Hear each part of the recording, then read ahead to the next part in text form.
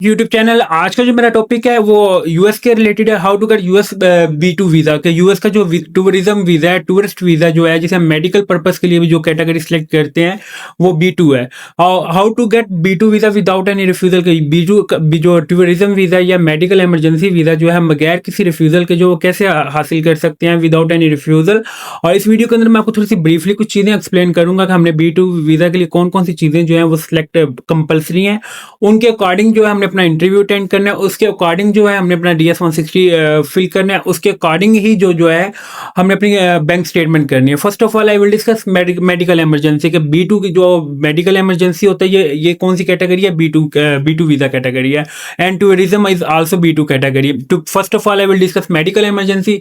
अच्छा, आप medical emergency में क्या होता है कि आप लोगों को अगर कोई किसी ट्रीटमेंट के लिए आप जाना चाह रहे हैं, यूएस में जाना चाह रहे हैं, आपके कोई अपने लाइक कोई मेडिकल इमरजेंसी आपको लाइक होगी कि लाइक आपको लीवर ट्रांसप्लांट या इवन के माइनर सी भी अगर आप लोगों को कोई इशू है, लाइक हार्ट डिजीज है, बोन मैरो का इशू है, या डिफरेंट मैं थोड़ा सा स्किन सर्जरी के जो है उसके लिए आप जाना चाहते हैं, अकॉर्डिंग टू लाइक आप अपने बच्चों का ट्रीटमेंट करवाने के लिए आप किसी किस्म का, अल्लाह ताला पहले तो बात यह है आप लोगों सबको महफूज रखे।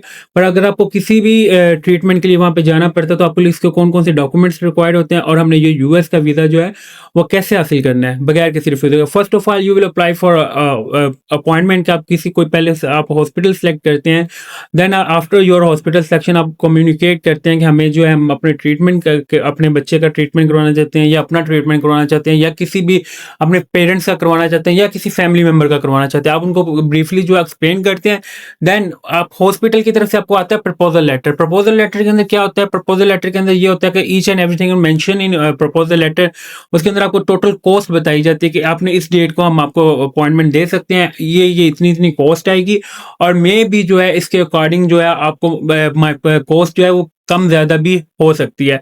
इट इज़ नॉट पॉसिबल कि कभी जो कॉस्ट है वो एग्जैक्ट नहीं होती, लाइक कभी कम भी हो जाती है, कभी ज़्यादा भी होती है। अब इंश्योरेंस जो होती है वो जाते ही इन्वॉल्व नहीं होती। आप क्यों इंश्योरेंस के लिए, इंश्योरेंस कंपनी के लिए आप लोगों को एक प्रॉपर एक प्रोसीजर से गुजरना पड़ता है। तो मैं अगर आपको एक चीज़ थोड़ी सी बता दूं कि अगर आप लोग इस currently if you want US visa, तो मेरी जो प्रेफरेंस है कि if you are educated person, आप पढ़े लिखे लोग हैं, तो then you will apply for conference any type. Like बेशक आप यूथ कॉन्फ्रेंस सेलेक्ट कर लें, आगे कोई जो है अक्टूबर में कॉन्फ्रेंस आ रही हैं उनमें से आप सिलेक्ट कर सकते हैं, दिसंबर में से आप सिलेक्ट कर सकते हैं। कोई भी आपकी जो अकॉर्डिंग टू योर प्रोफेशन, जो आपके प्रोफेशन के रिलेटेड कॉन्फ्रेंस है, आप उसको वो करके आप अपना B1 वीज़ा अप्लाई कर सकते हैं। बट इन केस अगर आप लोगों के पास ये चीज़ें रिक्वायरमेंट आप मीट नहीं कर सकते और आप लोगों ने टूरिज्म या मेडिकल ही के लिए करना है, तो then you will apply for tourism purpose. तो जब आप टूरिज्म पर्पस के लिए अप्लाई करते हो तो मेक श्योर कि जो DS-160 मस्ट बी मेंशन कि आप लोगों ने कहाँ, DS-160 में आपने सब कुछ मेंशन करना है कि आपने कितने दिन का प्लान है, आप लोगों ने कौन कौन सी जगह जो है विजिट करनी है, आप लोगों की बेसिकली आपका बैकग्राउंड क्या, और आप लोगों की अगर आप बिजनेस का, इफ़ यू आर बिजनेसमैन, अगर आप लोग बिजनेसमैन है तो make sure your tax return and FBR जो है वो आपकी मैच होनी चाहिए। इसमें ये नहीं मैटर करता कि आपके अकाउंट में अगर 2 लाख है तो या 10 करोड़ है। जो बेसिकली यूएस को क्या होता है, जो यूएस की चीज़ें रिक्वायर्ड हैं वो ये हैं कि जो बंदे ने DS-160 के अंदर चीज़ें मेंशन की, इट इज़ करेक्ट और wrong. If you will enter even minor mistake in DS-160, it's mean your visa has been refused. तो बेसिकली अब पहले वाली चीज़ें नहीं रही कि पहले आप कहते थे कि मुझे आज कॉल आई कि मेरे पहले कज़न ने ऐसे वीज़ा लगवाया है। ये आप करंट, हम लोग पास्ट में नहीं रह रहे, हम लोगों ने प्रेजेंट और फ्यूचर को फॉलो करना है। जो प्रेजेंट में हो रहा है और फ्यूचर में इसका क्या रिजल्ट आ सकता है।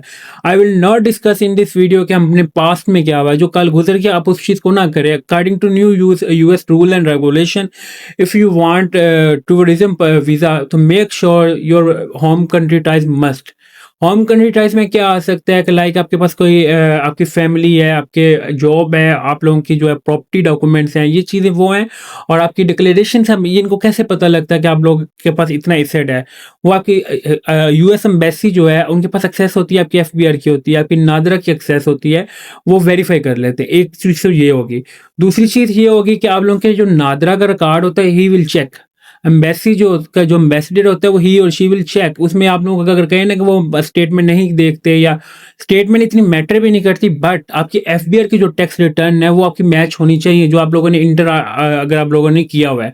और अगर आप देखें कि अगर आप बिजनेसमैन है तो मेक श्योर आपका बिजनेस का अकाउंट भी होना चाहिए, से आपका एफबीआर के जो टैक्स रिटर्न है वो ऑन टाइम सबमिट होनी चाहिए अगर आप टूरिज्म पर्पज के लिए जा रहे हैं। और आप लोगों का एक स्पेसिफिक प्लान जिसके अंदर आप लोगों ने 15 लाइक यकम नवंबर से 15 नवंबर तक जाना है, और आपने इस ये तीन यकम नवंबर से 15 नवंबर के अंदर आपने किस किस जगह होटल में स्टे करना है, किस किस जगह आप लोगों ने जो टूरिस्ट प्लेस विजिट करनी है, you will mention in everything in DS 160।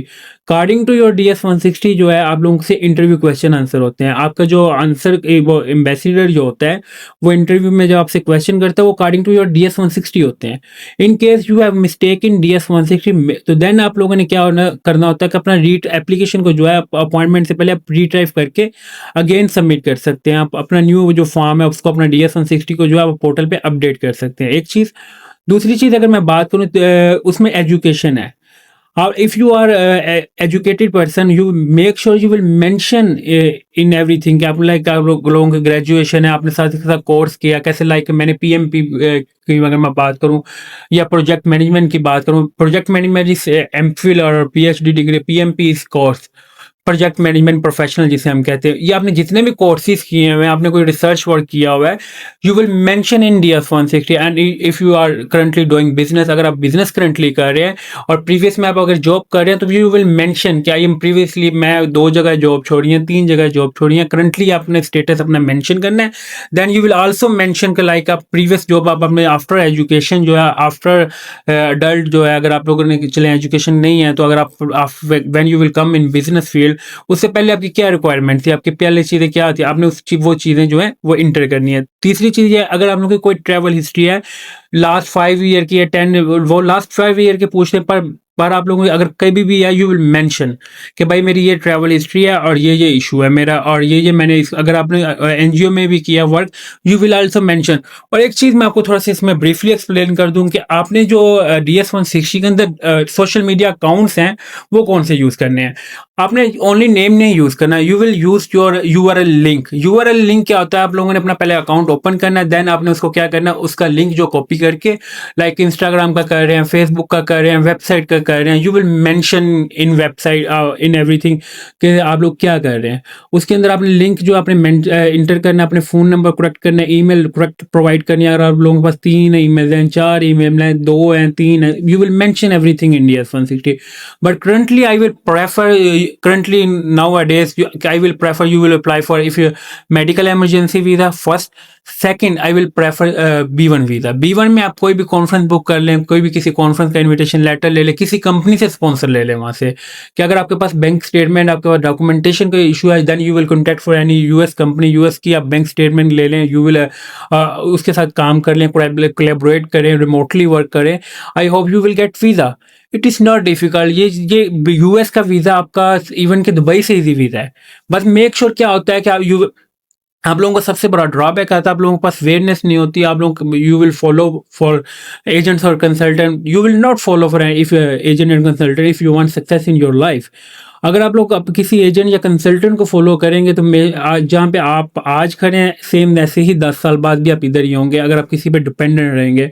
You will follow for official website. आप यूएस की ऑफिशियल वेबसाइट विजिट करें, उसको आप देखें डेली बेसिस पे क्या रूल्स आ रहे हैं, क्या रेगुलेशन आ रही हैं, किस तरह हमने उसके अकॉर्डिंग जो अपने आप को मूव करना है आप उनको करेंगे। I hope you will get also early appointment and also you will win for US visa without any refusal for first attempt, या पहली अटेम्प्ट में ही यूएस का वीज़ा जो है रिसीव ले लेंगे, अप्रूव हो जाएगा आपका। अगर if you will struggle for your own self, अगर आप स्ट्रगल खुद करते हैं, किसी पे डिपेंडेंट नहीं करते आप, बेशक डीएस 160 एक बहुत टेक्निकल फॉर्म है, उसमें आप लोग कहते हैं कि जी ये इसमें कौन सी कोई साइंस टेक्नोलॉजी है। टेक्नोलॉजी इसमें ये है कि आप लोगों के इसमें कुछ चीज़ें ऐसी हैं जो बहुत कॉम्प्लिकेटेड से होती हैं, आप लोगों को इन चीज़ों का पता नहीं होता कि आप लोगों ने हमने बेसिकली फॉर्म में फिल करना है क्या। अब आप लोग पढ़े लिखे हैं, अब आप लोगों की चीज़ें जो मैंने ऑलरेडी इन्फॉर्म की है कि ये चीज़ जो है इस पोर्शन में आपने you will must be mention और मेक श्योर कि you will not use fake hotel booking, you will use for original hotel booking, it is free of cost. आपने क्या करना होता है कि आपने होटल बुकिंग अगर करनी है तो फ्री ऑफ कॉस्ट आप एक्सपीडिया से कर सकते हैं, booking.com कर सकते हैं, अगोडा से करते हैं, पे एट प्रॉपर्टी पे करके। बट आप लोग किसी किस्म का कोई जो फेक डॉक्यूमेंट है you will not use in DS-160। और अगर आप लोग जो DS-160 में मेंशन कर रहे हैं डिटेल्स पर, मेक श्योर कि ये चीज़ का आपके पास प्रूफ भी होना चाहिए। आप लोग कहते हैं हमें ये बैक, हमें हमारे से वो डॉक्यूमेंट नहीं मांगते, वो डॉक्यूमेंट्स नहीं मांगेंगे, वो वेरीफाई करेंगे कहाँ से, आपके बैक एंड से। तो ये तरीका है, बिल्कुल सिंपल सा प्रोसीजर है यूएस का। और ये कुछ चीज़ें हैं जो आप लोगों को समझाना चाह रहा था मैं। फिर भी आपको इसके रिलेटेड कोई इशू है, कोई मसला आ रहा है, you will mention in comment box, I will upload new video according to your queries. मैं न्यू वीडियो भी अपलोड कर दूंगा अगर आप लोगों को कोई इशू आ रहा है इसके रिलेटेड। और यूएस एक बार बार मैं रिपीट कर रहा हूँ, बहुत सिंपल वीज़ा है, ठीक है। बेसिकली इसको टेक्निकली हम लोगों ने खुद किया, इसको डिफिकल्ट हम लोगों ने खुद किया। अब एक बंदे का वीज़ा अप्लाई हुआ है और he is businessman, like sorry job holder, और उसकी जो मंथली सैलरी लिखी है वो 65 लाख रुपया, 65 lakh. It is not possible कि पाकिस्तान में इतनी इतनी सैलरीज जो हैं वो भी एक लोकल लेवल पे कंपनी अगर वो काम कर रही हो और उसको आपको इतनी कभी भी सैलरी जो है पे नहीं करती। वो हाँ, एक चीज़ ये मान सकते हैं, इफ़ एनी वन कंपनी जो है वो इंटरनेशनल कंपनी हो, इंटरनेशनल लेवल पे जो वो वर्क करी, वो इतना पे कर सकती है, वो भी इतनी यंग एज में नहीं करती। ये मैं चीज़ें आपको वो बता रहा हूँ जो टेक्निकली हैं। आपने हमेशा वो चीज़ें DS-160 में एंटर करनी है जो कि आप लोगों के पास प्रूव होना चाहिए। थैंक यू फॉर वॉचिंग वली द शटक यूट्यूब चैनल को सब्सक्राइब लाजमी करें ताकि आपको डेली बेसिस पे मैं यूएस की जो लेटेस्ट अपडेट देता रहूँ। Thank you for watching. Allah हाफिज़।